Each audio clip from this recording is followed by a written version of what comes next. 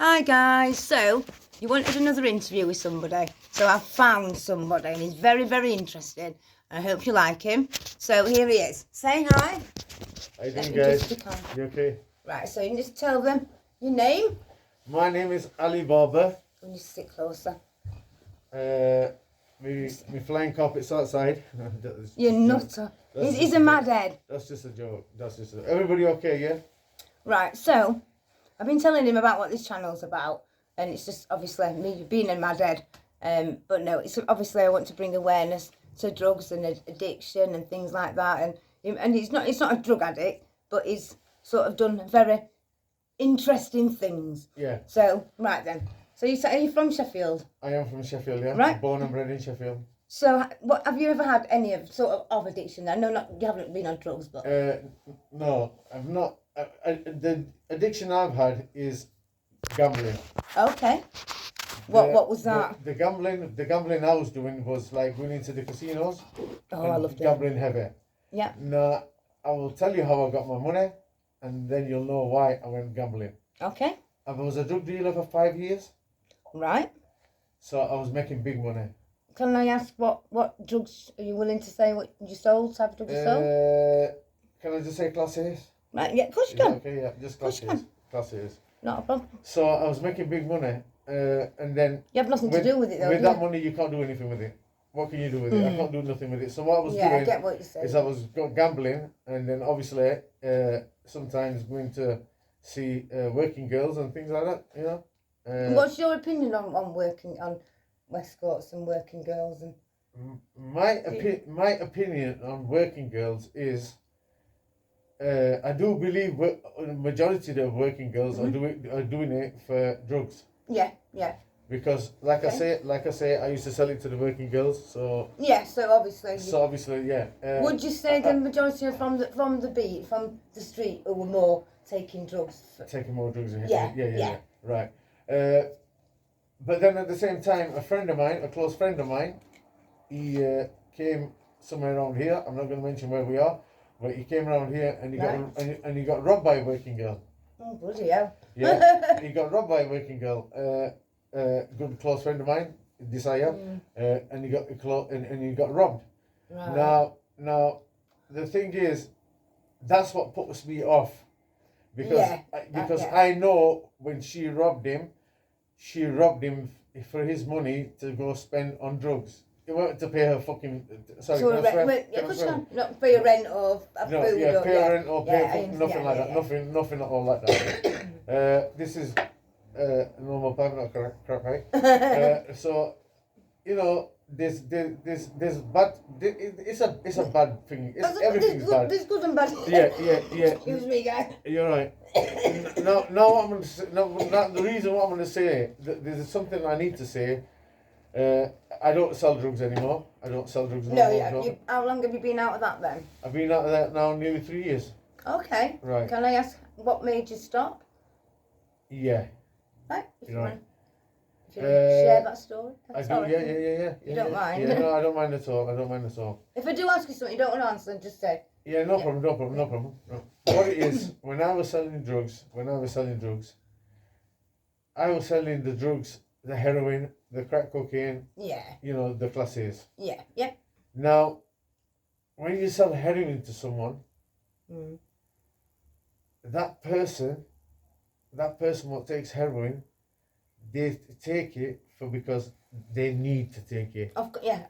You understand? Yeah. So without it, yeah, it destroys you. Like you're upset. You know, you're ill. You're ill. Right. Start. That's the first thing. The second thing is what I'm trying to say to you is, when these people go home, yeah, they have family at home.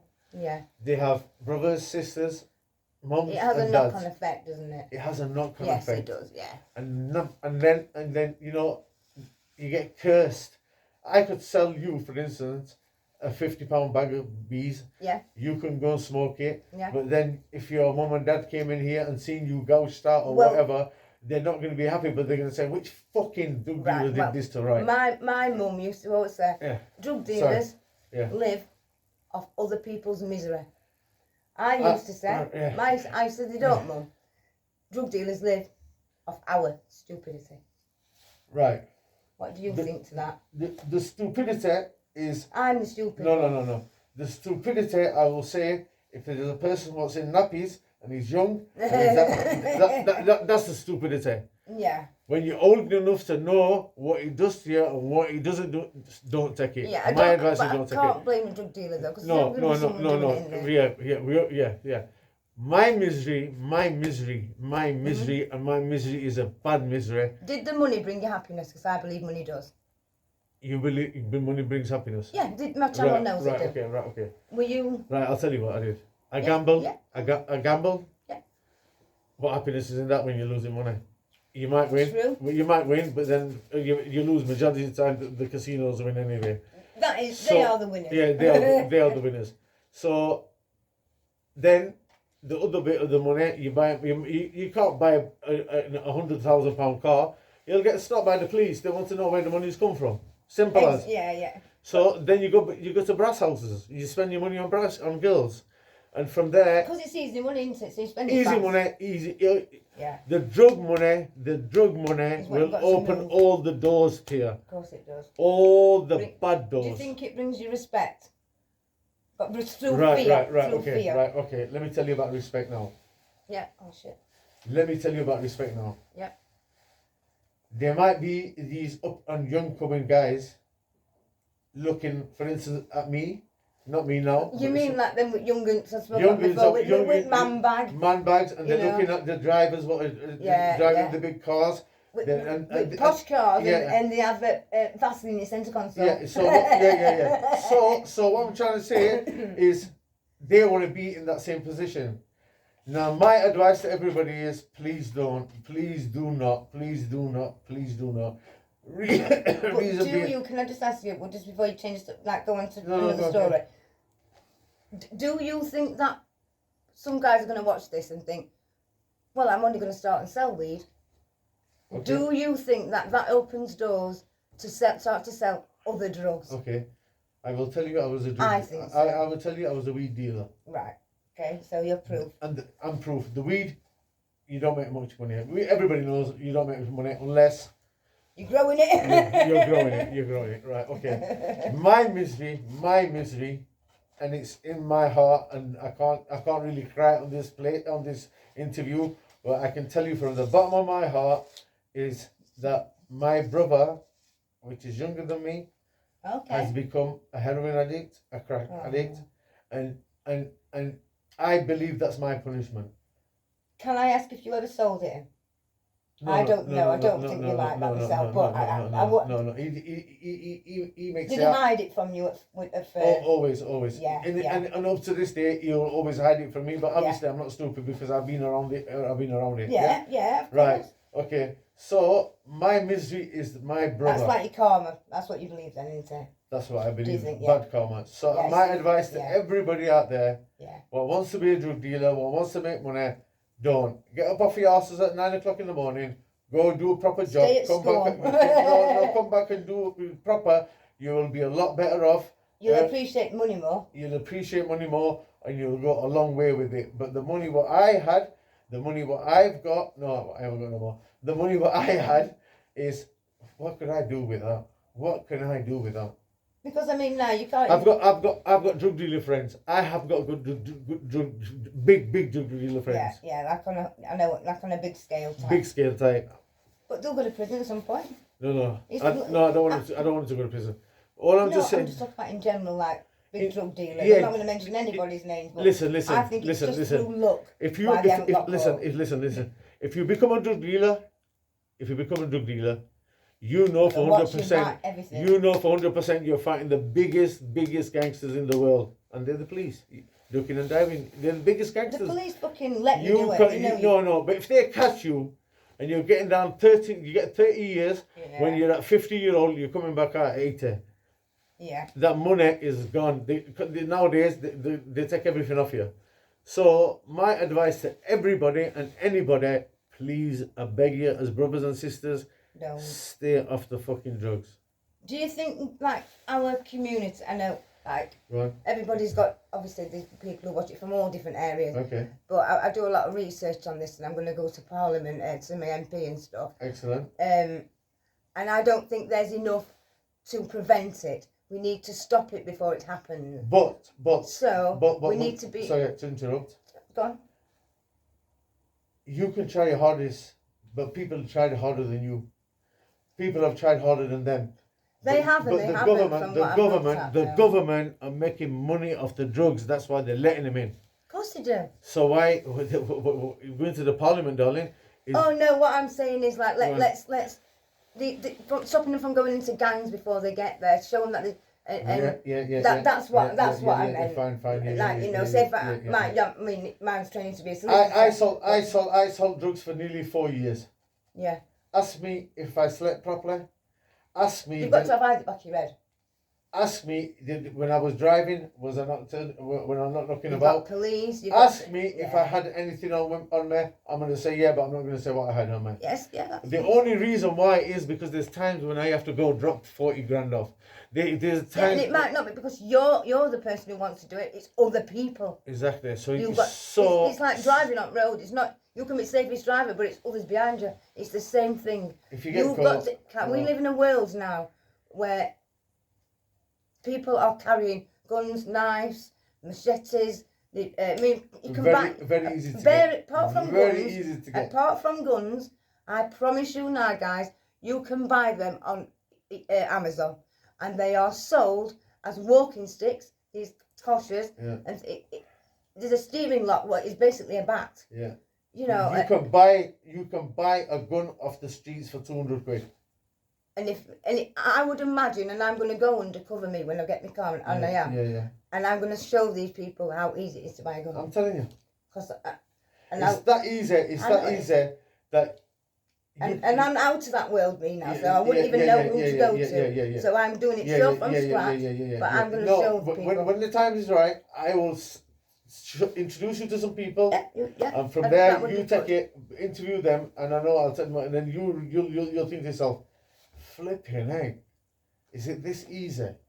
Yeah, and I know. And you know it's what? Scary, isn't it? It's really? very scary, very scary. It is scary because you know you're ready to kill somebody or get killed. But they're so hot-headed because they're young people who's got them, aren't they? They watch these movies, they listen to live.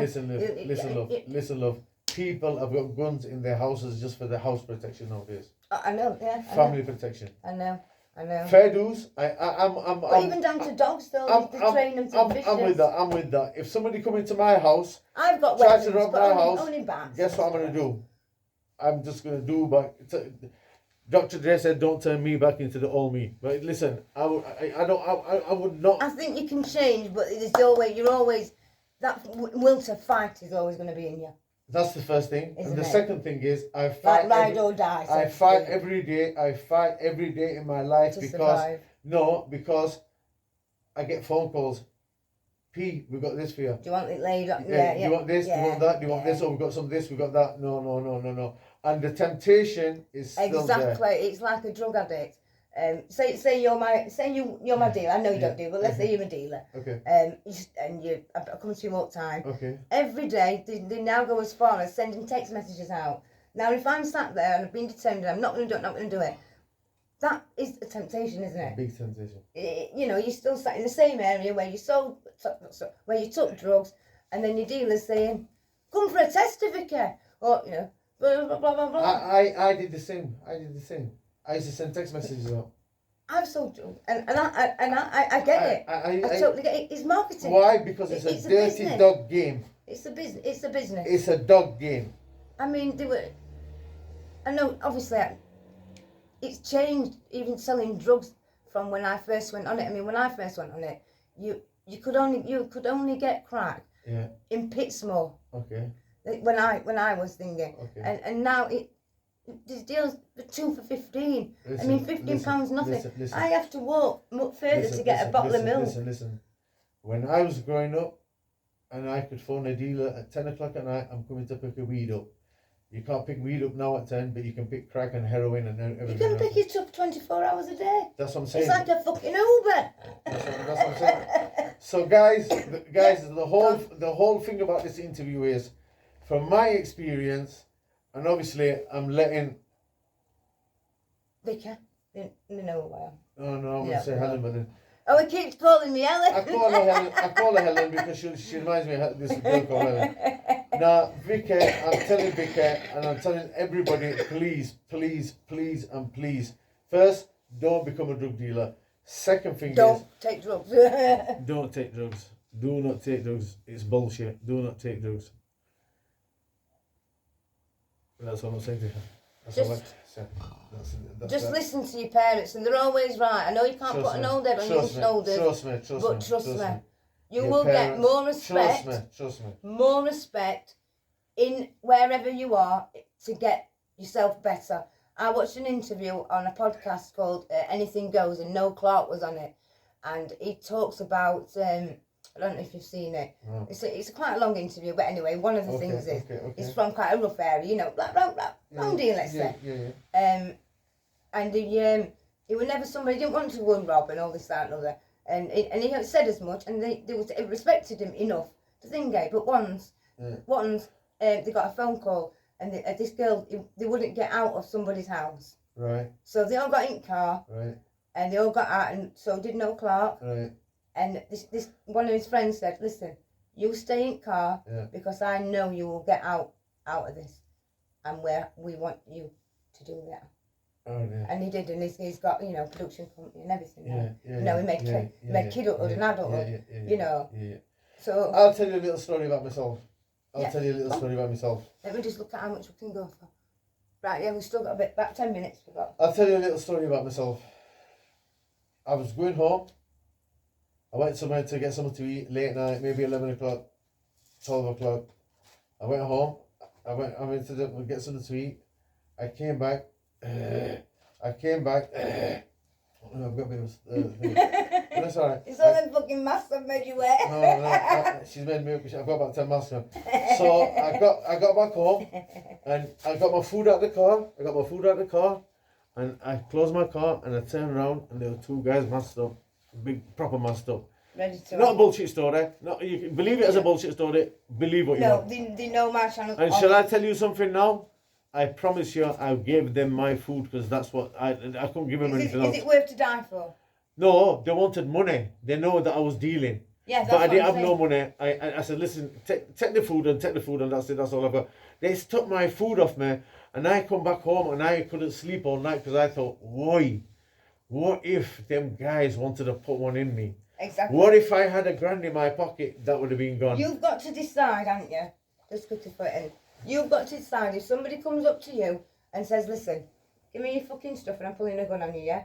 You've got to decide in that split second, is this drugs in my pocket, even if it's worth £2,000, £100, whatever, worth me potentially dying for? I will say to you, it's not worth it. I mean, look at what I did a story on it. Look at what happened. I said, you know, the guy who got shot. Dead. Well, people, all I'm just saying to you, have a good day. Thank you. And thank you very much for everything. But please, take my advice and do not sell drugs and do not take drugs. Bye. Right, so, hope you enjoyed that, guys. Drop me some comments. And I'll be back for Cooking with Crackhead.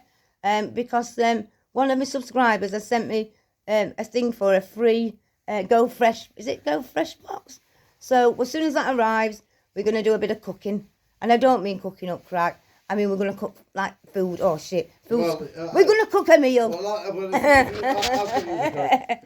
And we're also going to do, I'm going to do a curry, because my friend's really good at it. Yeah. I mean, I've got an Hal Butcher's now as well, which I'm bloody love it.